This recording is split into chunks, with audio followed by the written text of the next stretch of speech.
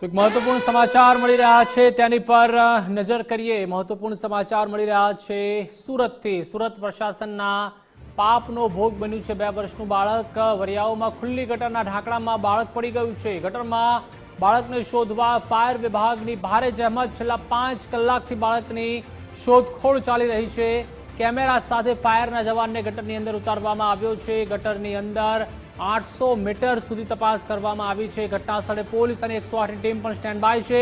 Deputy commissioner આશીષ નાયક પણ ઘટના સ્થળે દોડી આવ્યા છે। હજુ તો 2 દિવસ પહેલા જ હતો બાળકનો જન્મદિવસ। ઘટના સ્થળે પહોંચેલા કોર્પોરેટર સામે લોકોએ રોષ ઠાલવ્યો। કોર્પોરેટર નરેન્દ્ર પાંડવ સામે સ્થાનિકોનો ભારે આક્રોશ। અહીં ગટરના ઢાંકણા ખુલ્લા હતા ત્યારે તમે ક્યાં ગયા હતા? આરસુ અધિકારીઓના પાપે ક્યાં સુધી જનતા ભોગવશે? કેમ આવા અધિકારીઓ સામે કાર્યવાહી નથી કરાતી? જેના પાપે આ થયું તેની સામે કડક પગલાં ક્યારે લેવાશે?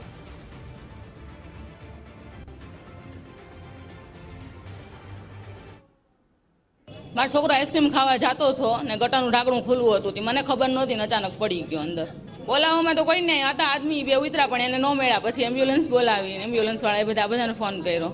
હજી મળ્યો જ નથી। આ લોકો કરે છે શું એ જ નથી ખબર પડતી। ક્યારના ગોતે છે, 2 કલાકથી તો ગોતે છે। હવે મળશે કે નહીં મળે કોને ખબર છે? આની અંદરથી બધાની જ બધા સરકાર માત્ર બધાને આની અંદર જેટલા પણ આવતા હોય ને બધા જ। મને 7:17 મેસેજ આવ્યો કે વરિયામાં આ રીતે ડેનેજ લાઈનમાં નાનો બાળક તો 2 વર્ષનો પડી ગયો છે, જેથી તાત્કાલિક હું આવ્યો છું અને અત્યારે હાલમાં ફાયરની ટીમ અત્યારે શોધી રહી છે। એટલે પહેલો પ્રશ્ન એ છે કે બાળકનું શું છે એ અત્યારે પહેલો પ્રશ્ન છે આપણો। એ પત્યા પછી કે જે કોઈ ડેનેજ લાઈનના અધિકારી છે કે જે કંઈ એની ભૂલ હશે ખરેખર એની રીતે કાયદેસરના પગલાં ભરવા પડશે। અને હજી જો આ રીતે પગલાં નહીં ભરે તો હજી કેટલા બાળકો પડે કંઈ નક્કી નથી। આમાં કોની બેદરકારી લાગે છે? આ તો બેદરકારી જોતા તો પહેલી તો અધિકારીની જ આવે છે। અધિકારીને એક સ્થળ ઉપર વિઝિટ કરવું પડે। હવે ડેનેજનું કોઈ કંઈ ઢાંકણું નથી અને કોઈ કંઈ હતું, કોઈ કંઈ બસ આવી અને તૂટી ગયું છે। જે થયું તે થયું, પણ અત્યારે મૃત્યુ તો બાળકનું થયું ને, એ તો ખરેખર દુઃખદ ઘટનાની વાત છે। પહેલા તો વધુ માહિતી મારે સંવાદદાતા રાકેશ બ્રહ્મભટ્ટ જોડાઈ ચૂક્યા છે। રાકેશ, વધુ એકવાર દુઃખદ અને કરુણ ઘટના સામે આવી છે અને તંત્રની બેદરકારીના કારણે એક 2 વર્ષનું બાળક ગટરમાં ખાબક્યું છે। હાલમાં શું અપડેટ? જી, સમગ્ર ઘટનાની વાત કરવામાં આવે તો સુરતના વરિયાવ નજીક આ દુઃખદ ઘટના બનવા પામી છે કે જ્યાં બુધવારી બજારમાં જે માસૂમ 2 વર્ષના બાળકને લઈને નીકળેલી માતાનો જે વાલસોયો દીકરો છે તે ખુલ્લા ગટરના છંટકાવ થઈ ગયો હતો અને તેના કારણે ભારે દોડધામ મચી ગઈ હતી। ઘટનાની જાણકારી મળતા સુરત ફાયર મથકની 3 જે સ્ટેશનોનો કાફલો છે તે તાત્કાલિક ઘટના સ્થળે દોડી આવ્યો હતો અને જે ગટરમાં ઉતરી અને રેસ્ક્યુ કામગીરી હાથ ધરવામાં આવી હતી। હાલ 4 થી 5 કલાક જેટલો સમય હાલ વીતી ચૂક્યો છે, પરંતુ હજી સુધી બાળકની ભાળ મળી નથી અને તેના કારણે ફાયર વિભાગ દ્વારા જે અત્યાધુનિક મશીનરીનો પણ ઉપયોગ કરવામાં આવી રહ્યો છે। સાથે જ જે અંડર વોટર કેમેરા પણ છે તે ઉતારવામાં આવ્યા છે। તદુપરાંત જે સ્કુબા જવાન છે તેને પણ જે આ 6 થી 7 ફૂટ નીચે ગટરની અંદર ઉતારવામાં આવ્યા છે। એટલે બાળકની હજી કોઈ પણ પ્રકારની ભાળ મળી નથી અને તેને લઈને પરિવારજનો માં પણ એક ચિંતાનું મોજું તો છે જ, પરંતુ તેની સાથે જે તંત્ર પ્રત્યેની જે રોષની લાગણી પણ છે તે હાલ સ્થળ પર જોવા મળી રહી છે। ફાયર વિભાગનો મોટો કાફલો હાલ રાહત કામગીરીમાં જોડાયો છે, પરંતુ ક્યાંક આ સમગ્ર ઘટનાની અંદર તંત્રના કાપે છે તે માસૂમ બાળકનો જીવ લેવાયો હોય તે વાતને નકારી શકાય તેમ નથી। કારણ કે લોકો અહીં જણાવી રહ્યા છે કે જે ગટરનું ઢાંકણું છે તે ખુલ્લું હતું, તો કેટલાક લોકો કહી રહ્યા છે કે બસ ના જવાના કારણે અહીંથી જે ઢાંકણું છે તે તૂટી ગયું, પડી ભાંગ્યું હતું।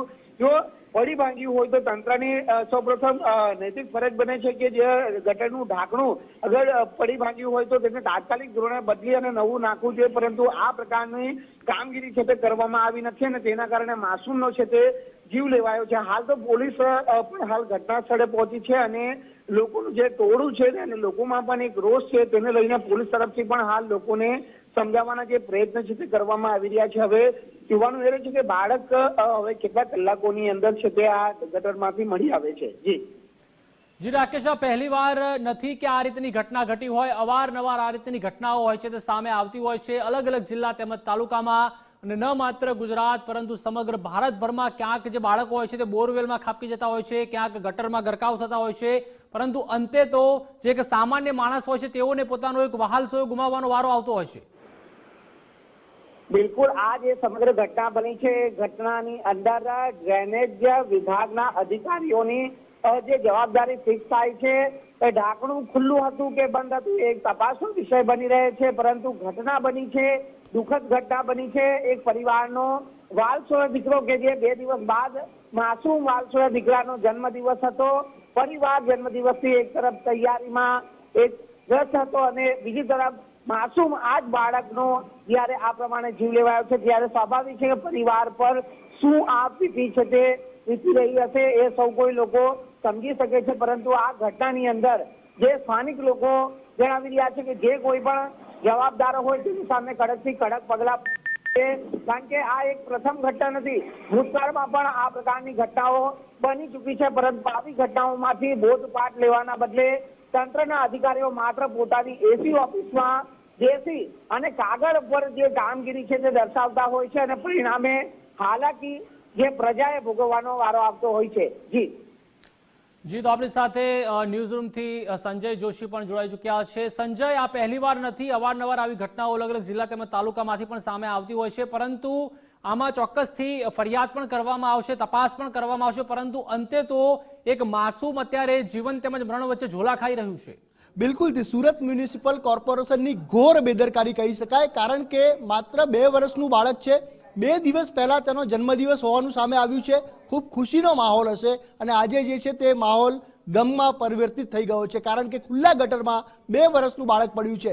5 કલાકથી જહેમત તેની શોધખોળ ચાલી રહી છે. 800 મીટર સુધી ફાયર વિભાગે તેની તપાસ કરી છે, પરંતુ તેનું હજુ સુધી ભાળ મળી નથી. ખૂબ ગંભીર બેદરકારી કહી શકાય. મ્યુનિસિપલનું બેઝિક કામ છે પ્રાથમિક સુવિધાઓ આપવાનું, ગટર પાણી સમસ્યા વગેરે વગેરે, અને તેમાં ગટરની સુવિધા આપો અને તમે ગટરના ઢાંકણા ખુલ્લા રહી જાય અને તેની અંદર 2 વર્ષનું બાળક પડી જાય, તેના પરિવારની શું હાલત થશે. ખૂબ ગંભીર બાબત છે. સુરત મ્યુનિસિપલ કોર્પોરેશનના જે અધિકારીઓ છે તેઓ જે છે જે ઓફિસમાં બેસીને માત્ર કાગળ ઉપર જે કાર્યવાહી કરતા હોય છે તેમને આ ઘટના સ્થળે જવું જોઈએ.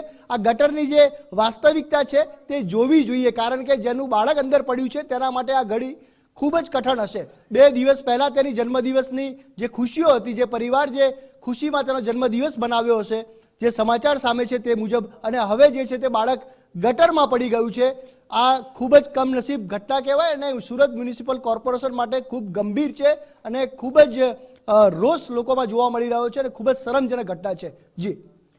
જી સંજય, જે રીતે બાળક છે 2 વર્ષનું માત્ર અને છેલ્લા 5 કલાકથી વધુ સમયથી તે બાળક આ ગટરની અંદર ગરકાવ થઈ ગયું છે.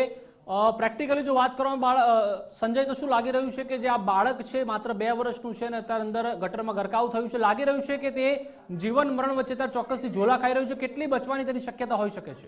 2 વર્ષનું બાળક છે અને ગટરમાં છે અને 5 કલાક જેટલો સમય થઈ ગયો છે, એટલે આની અંદર જે શક્યતા છે બિલકુલ આપણે સમજી શકીએ કે ક્યાંક ને ક્યાંક બાળક જીવંત મળી જાય તો એ ખૂબ જ મોટી સદનસીબ ઘટના હશે.